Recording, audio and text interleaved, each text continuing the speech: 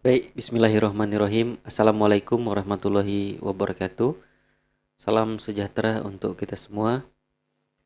Baik adik-adik, di pertemuan kelima ini pada metode self-paced learning, saya akan menjelaskan antena dan propagasi. Ya,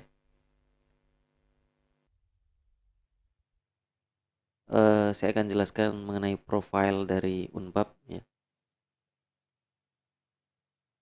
Unpad sebagai kampus tamadun mandiri merupakan wadah untuk melaksanakan segala aplikasi, pemahaman, pengamalan budaya, dan kemandirian sistem di seluruh kegiatan Unpad yang diselenggarakan didasarkan atas nilai Islami, ya, peradaban dan kearifan lokal, yaitu nilai-nilai dari kampus Unpad itu sendiri.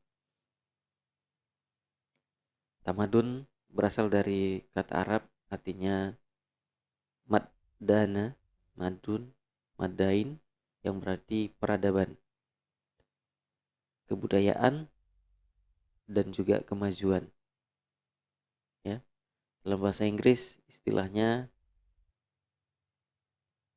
culture and civilization. Ya, tamadun dibentuk oleh manusia yang digolongkan secara luas sebagai kumpulan orang-orang dalam satu komunitas yang memiliki kesamaan semangat dalam membangun budaya. Oke, itu sekian pengenalan mengenai kampus kita Unpad, yaitu tamadun mandiri.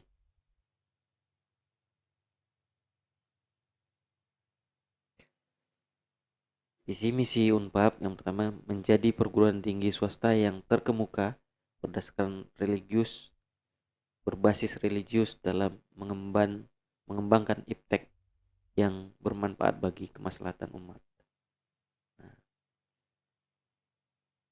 dan juga prodi sistem komputer memiliki visi misi, ya, visinya yaitu menghasilkan lulusan yang mampu mengimplementasikan ilmu pengetahuan dan teknologi pada bidang ilmu sistem komputer serta bermanfaat bagi kemaslahatan umat. Ya, misinya laksanakan Tridharma, perguruan tinggi, pendidikan, penelitian, dan pengabdian sesuai bidang keilmuan, sistem komputer di tingkat nasional dan internasional, melakukan pengembangan sumber daya manusia, dosen, dan tenaga kependidikan dalam mendukung pencapaian profil lulusan. Ya. Meningkatkan kuantitas sarana prasarana pendidikan, penelitian, dan pengabdian dalam mendukung pencapaian profil lulusan. Kemudian memperluas jaringan kerjasama melalui peningkatan kualitas dan kuantitas kerjasama tingkat nasional dan internasional. Jadi adik-adik, itu adalah visi dan misi mulia dari prodi kita, sistem komputer.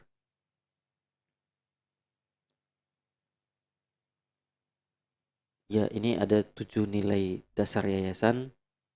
Yang pertama, menjaga kemurnian akidah tauhid dan melaksanakan syariat, sholat, zikir, puasa, dan lain-lain. Bersyukur, bersukacita, dan tidak mengeluh. Rendah hati, sederhana, apa adanya, memaafkan, tidak tersinggung, tidak marah.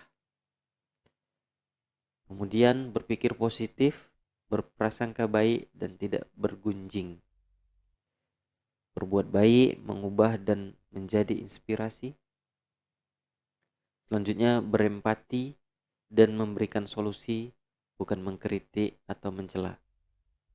Terakhir, patuh kepada pemimpin dan menaati peraturan. Ini adalah nilai-nilai dari yayasan untuk kita, Civitas Akademika.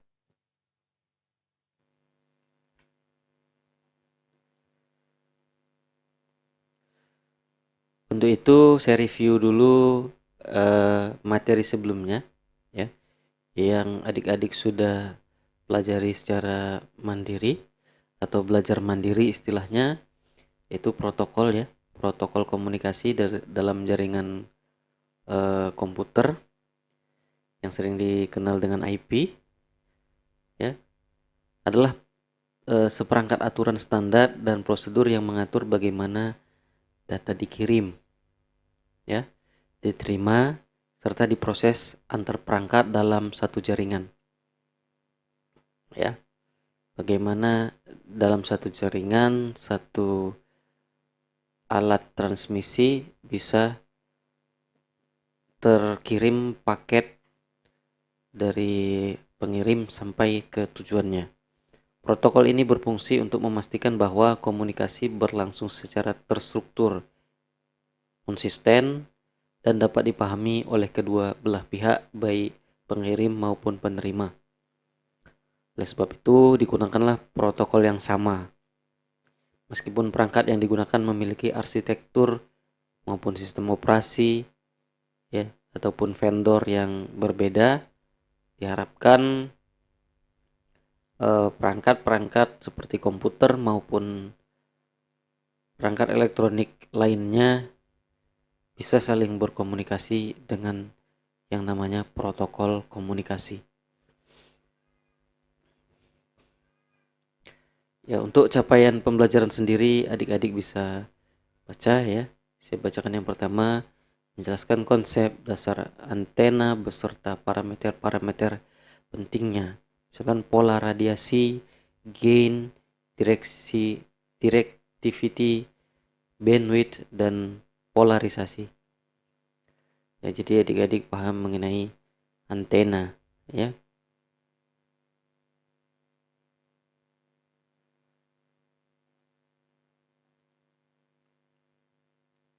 Baik, saya dahului dengan pengertian antena. Antena merupakan satu komponen utama dalam sistem komunikasi nirkabel. Tanpa antena tidak tercipta, ya, yang namanya gelombang elektromagnetik, baik dari transmitternya maupun receivernya. Fungsi dari antena sendiri adalah sebagai penghubung antara sinyal listrik dengan gelombang elektromagnetik, ya. Penghubung antara sinyal listrik dengan gelombang elektromagnetik di udara. Pada sisi pemancar, antena mengubah sinyal listrik menjadi gelombang elektromagnetik. Tentunya sinyal listrik yang secara amplitudo kecil tapi secara frekuensinya tinggi.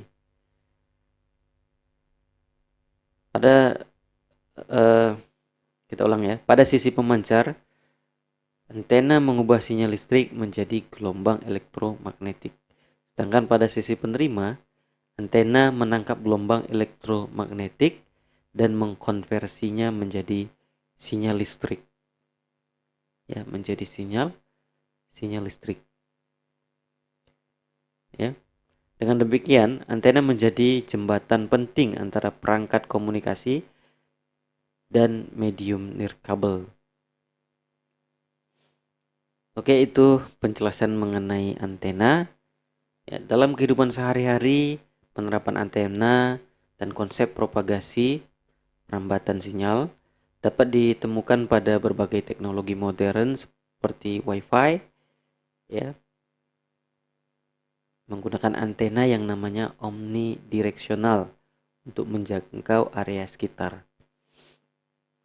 Jadi pada umumnya akses point itu ada antenanya 2, nah, yang gunanya untuk memancarkan sinyal.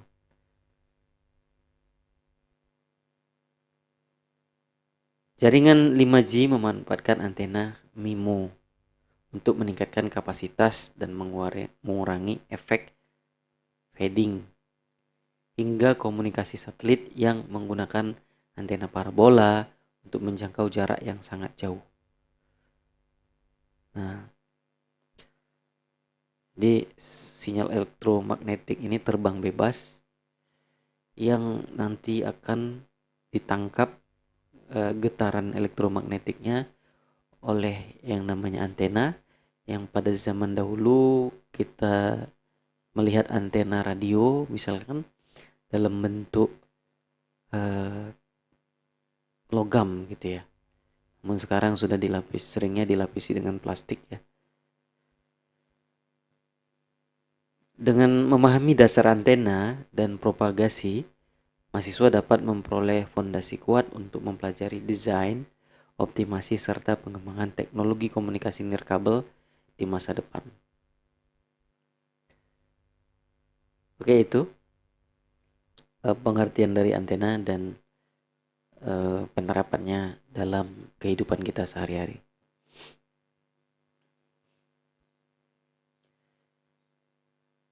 Selanjutnya kita akan bahas mengenai prinsip dasar antena. Ya, antena terdiri dari dua jenis. Yang pertama sebagai transmitter dan yang kedua sebagai receiver. Ya. Sebagai pemancar, antena mengubah energi listrik dari pemancar transmitter menjadi gelombang elektromagnetik.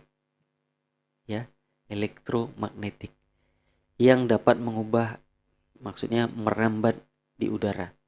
Proses ini terjadi karena arus bolak-balik digambarkan, divisualisasikan dengan gelombang sinusoidal yang dialirkan ke elemen antena listrik ya, AC, menghasilkan medan listrik. Nah, dan medan magnet. Nah, di sini gabungan listrik dengan magnet. Ya. Kedua medan ini, medan listrik dan medan magnet ini saling tegak lurus.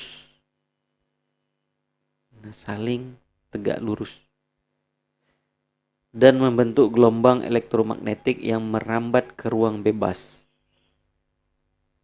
Nah, merambat ke kemana saja. Nah, di situ prinsip kerja dari antena pemancar. Bagaimana prinsip kerja dari antena penerima? Yaitu antena penerima menangkap gelombang elektromagnetik yang merambat di udara dan mengubahnya kembali menjadi sinyal listrik atau kita pahami sebagai data.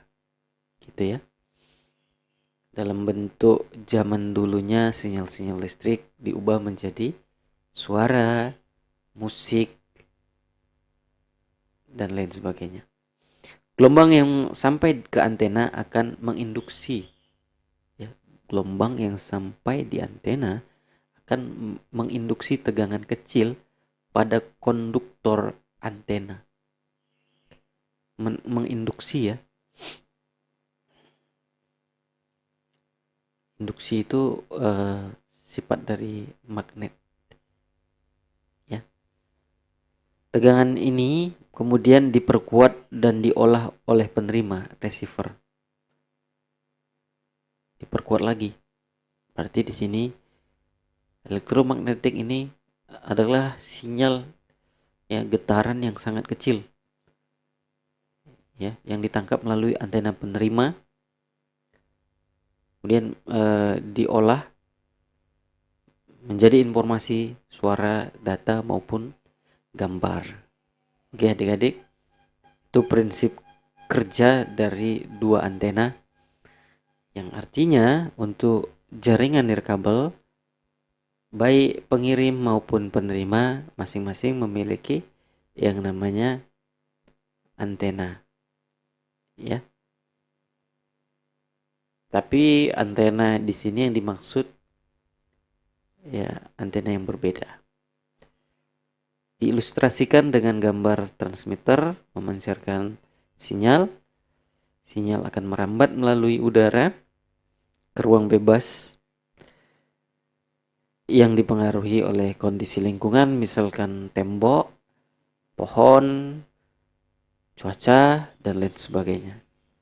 Kemudian sinyal yang merambat bebas tersebut tertangkaplah sama antena di laptop kita, yang mana bentuk antena ini sekarang sudah tidak terlihat dengan bukan tidak ada, tapi disembunyikan, tapi dipadukan di casing biasanya ya. Sekitaran casing sebenarnya terdapat antena.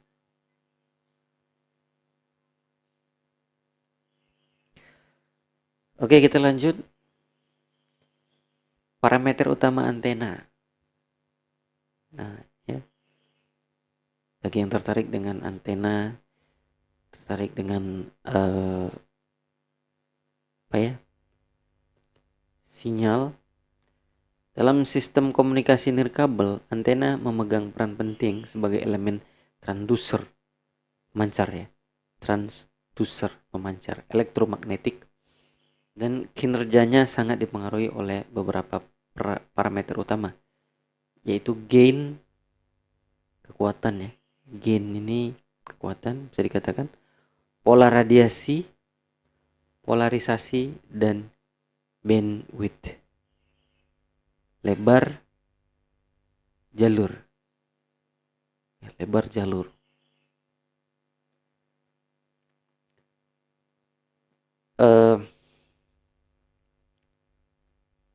Ada beberapa perbedaan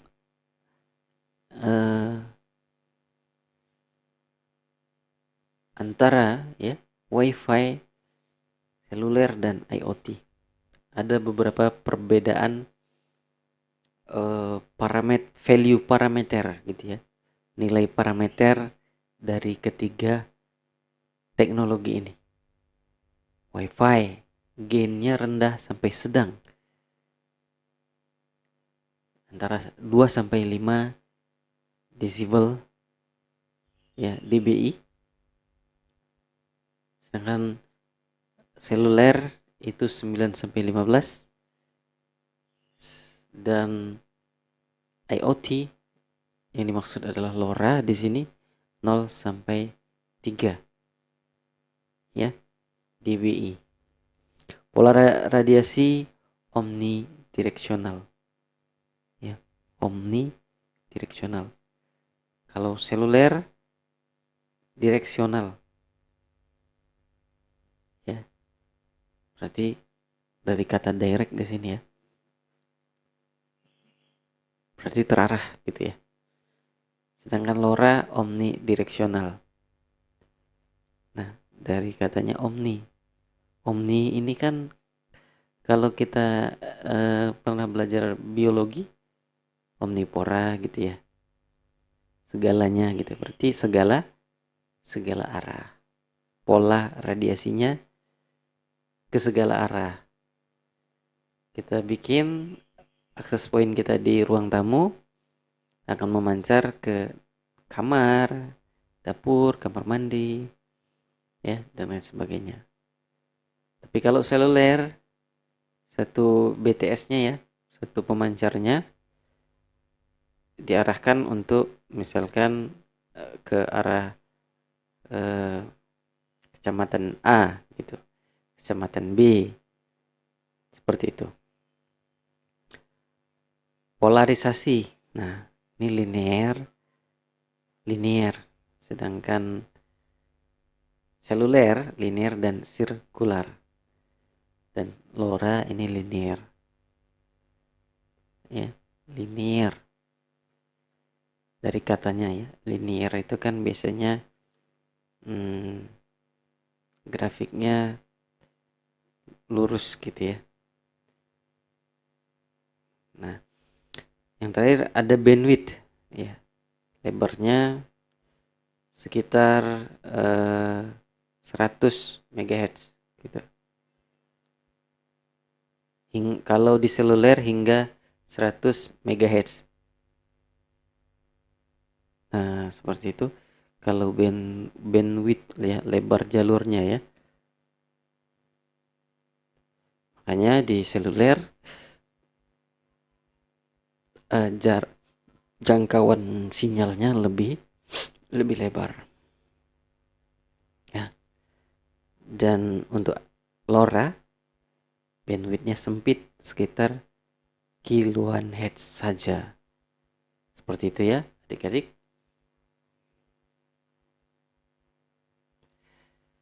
Kemudian kita perhatikan jenis-jenis antena beserta penggunaannya.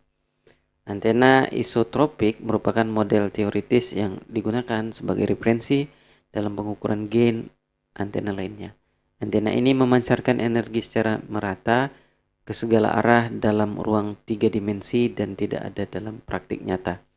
Namun sangat penting sebagai standar pembanding. Salah satu bentuk antena yang paling sederhana dan umum digunakan adalah antena dipole. Biasanya terdiri dari dua elemen konduktor linear dengan panjang setengah panjang gelombang. Antena ini memiliki pola radiasi toroidal dan sering digunakan dalam sistem komunikasi radio dan televisi serta dalam eksperimen dasar karena desainnya yang sangat sederhana dan efisien. Nah, dipole ini antena TV ya. Ada direksional, ada pengarah, dan ada reflektornya. Belakangnya itu namanya reflektor. Ya, jadi antena itu ketika gelombangnya nembus gitu ya, dipantulkan balik ke direksionalnya sehingga masuklah melalui antena intinya yang ada di tengah. Kalau televisi ya, sebuah kotak itu antena intinya, kemudian yang depan itu direksionalnya. Selanjutnya ada antena omnidireksional.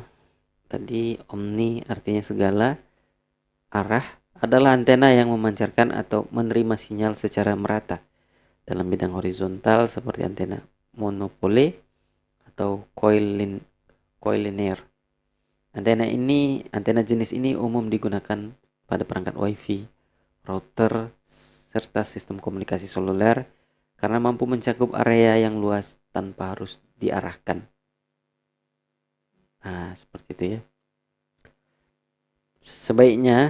Sebaliknya, antena direksional dirancang untuk memusatkan sinyal ke arah tertentu sehingga memiliki gain yang lebih tinggi di arah tersebut. Contohnya adalah antena Yagi, antena parabola. Nah, antena Yagi ini antena televisi ya. Kalau dipole tadi ya, kita balik lagi kemari. Contohnya adalah antena Yagi, antena parabola, dan horn antena. Antena ini cocok digunakan dalam aplikasi point to point seperti sambungan antara menara BTS, satelit atau jaringan backhaul nirkabel karena mampu menjangkau jarak jauh dengan interferensi yang minimal. Interferensi, gangguan ya, yang sedikit. Nah, itu contohnya antena televisi. Oke, adik-adik, itu tadi jenis-jenis antena. Sekarang konsep propagasi gelombang radio. Propagasi gelombang radio mengacu pada cara gelombang elektromagnetik merambat dari antena pemancar ke antena penerima melalui berbagai jalur dan mekanisme fisik. Salah satu bentuk propagasi yang ideal adalah line of sight atau loss, yaitu ketika sinyal merambat secara langsung dalam garis lurus tanpa hambatan antara pemancar dan penerima. Propagasi loss sangat penting dalam sistem komunikasi frekuensi tinggi seperti gelombang mikro dan gelombang militer. Misalnya pada jaringan 5G dan komunikasi satelit, di mana adanya penghalang dapat menyebabkan hilangnya sinyal secara signifikan. Nah, itu ya, propagasi itu perambatan sinyal. Tadi sinyal tuh bisa merambat bebas ke segala arah. Simpulannya ya. Namun ada berbagai jenis antena yang bisa saja mendukung direksional, mendukung untuk diarahkan kemana gitu ya, agar gainnya lebih besar di daerah tertentu gitu. Nah, perambatan ini dapat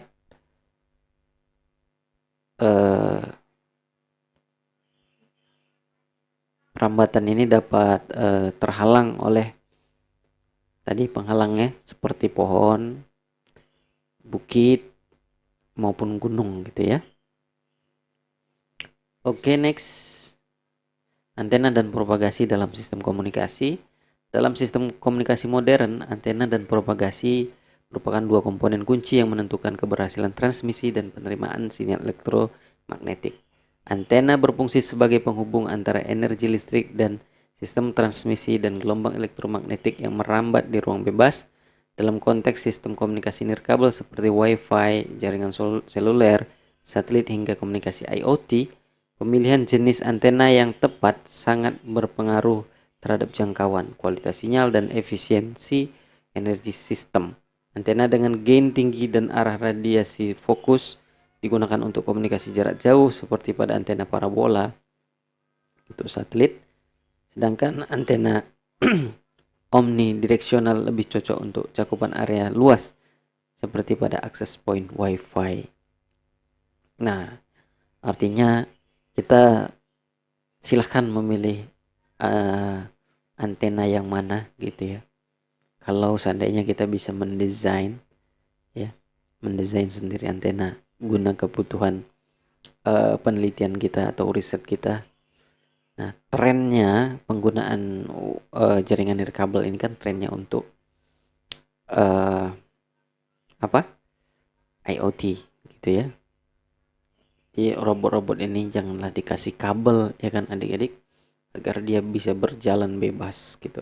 Cukup menggunakan Wi-Fi dan dia selalu berkomunikasi. Mungkin ya di dalam cerita film-film itu bakal terjadi ya, ada satu pusat center data atau kecerdasan buatannya ya, yang selalu memberikan ilmu baru bagi robot-robot pembantu manusia ya kan. Dan antara server ini, antara AI ini dengan robot saling membutuhkan. Bisa saja robot-robot mengumpulkan data berupa video, berupa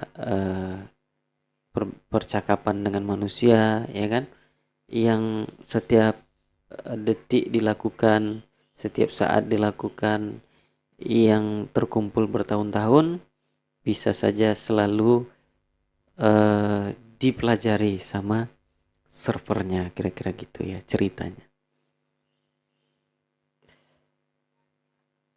Oke, mungkin sampai di situ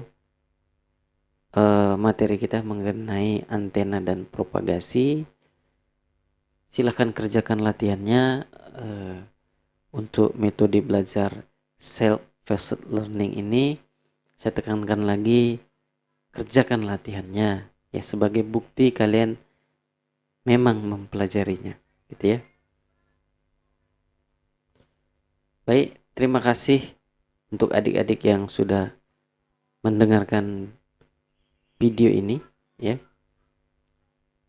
Apabila ada kata-kata yang salah, saya mohon maaf. Saya tutup. Wassalamualaikum warahmatullahi wabarakatuh. Salam sejahtera untuk kita semua.